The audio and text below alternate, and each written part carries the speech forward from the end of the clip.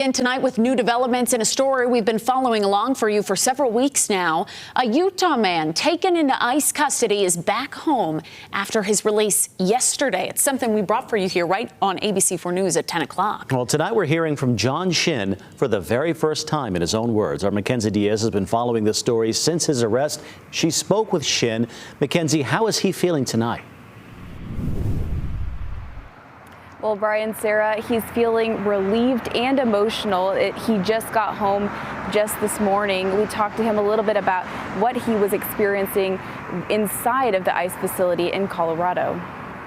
What was supposed to be just another work trip turned into a day John Shin will never forget. I was absolutely terrified. I cried all day. Shin was detained by ICE, only allowed one short phone call to his wife. I said, "Happy birthday, honey.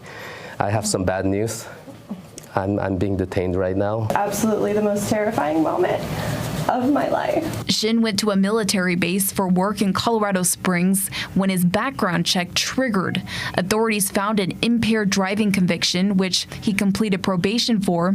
They connected that charge to a visa overstay from when he was a child, which ultimately led him into ICE custody. Very shocking moment for me. I never thought I would have to feel what it's like to be shackled on my ankles and my wrist, feeling like some kind of a serious criminal. Shin was born in South Korea but grew up in Utah. He's been married to a U.S. citizen for over 4 years and is currently eligible for a spousal green card, a process his attorney Adam Craig says could take over 16 months. In my 20-some-odd years doing this, I would have never expected John to be placed in a detention facility. He spent more than 2 weeks sleeping on a mat without a pillow with nearly 80 others in his cell block. He got sick from being so cold, but he didn't lose hope. There were times it was like, how am I going to get out of here, and how am I going to provide for my family and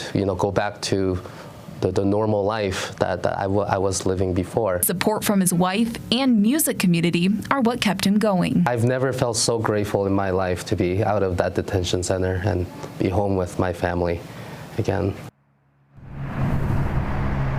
And Shin's deportation case is still active. His lawyer says they're pushing to get his green card. Reporting in Mill Creek, Mackenzie Diaz, ABC4 News.